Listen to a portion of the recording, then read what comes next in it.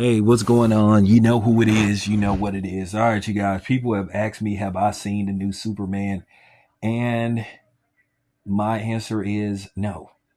But people are telling me that I should consider going to see it because of one Edie Gaiti, who plays Mr. Terrific, who everybody is claiming is stealing scenes from the movie and saying that they already are calling for a Mr. Terrific standalone film. I don't even know who the hell Mr. Terrific is. I didn't really dive that deep into DC Comics. I was more of a Marvel guy when I was growing up between the age of 12 and 16. So, I used to read X-Men and Spider-Man, sometimes the occasional Conan comic books and a few others. So I used to read the solo Wolverine comic books. But nevertheless, I haven't saw the movie, but it did come in number one, taking in approximately 122 million.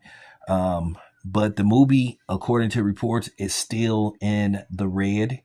The movie cost around 285 million to produce. They tried to say it was like three, but James Gunn quickly shut that down and said, "Hey man, that's not true. That's cap. It cost around 225 to make." So, with that being said, I think in all reality, it's going to catch that 225 million. So with that being said, yeah, I think it'll do good on a global scale, but but this movie looked like it could possibly, help rebrand and resurrect DC, who was in deep trouble. Looked like James Gunn knew what he was doing.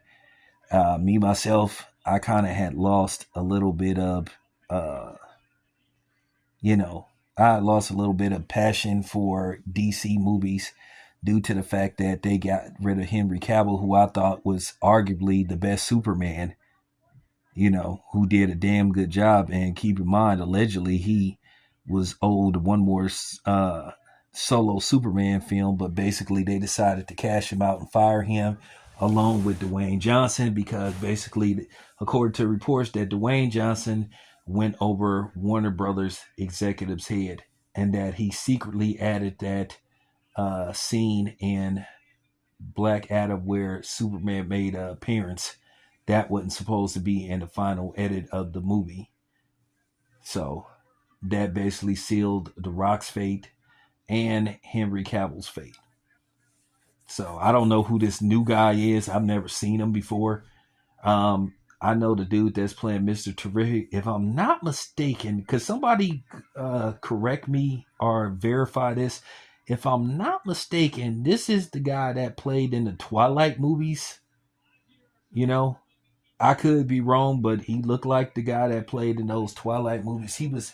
Uh, he was in, I don't know which one of them, but nevertheless, and they did him dirty in the Twilight movies because actually they wasn't supposed to kill his character off. Actually, his character was supposed to get a significant and extended role in the Twilight series, but for some reason they killed this character off. But that's neither here or there. It looked like he's bounced back because if that's the same guy, I haven't seen that dude in years since Twilight.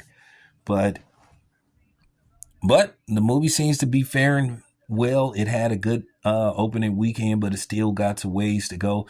At least in the States for it to be profitable. At least they're looking at possibly 300 million. And I don't know what's coming out in the upcoming weeks. I don't know if it has some stiff competition coming out because I don't think we're going to see Avatar till like December or something. And the Running Man doesn't come out for a while neither. So the Running, and by the way, I got to do a review on the Running Man trailer. I kind of like it. I hope it sticks to its R-rated roots, but we'll have to see. But also another movie that's doing very well, which catapult Scarlett Johansson, according to some reports based off inflation, and you have to add inflation, that she is the most successful actor, and her movies have done the most business at the box office. But you have to include inflation.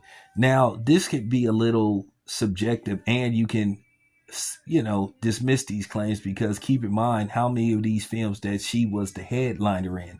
You need to take that into account sometimes, but they go by, as long as your name is on the billboard, you get credit for that. Because before that, they were saying Samuel L. Jackson had the highest grossing movies at the box office. But Samuel L. Jackson didn't headline a lot of those movies. He wasn't the star. But props to Scarlett Johansson. But anyway, it's your boy Town Biz. Let me know what you think. I'm out.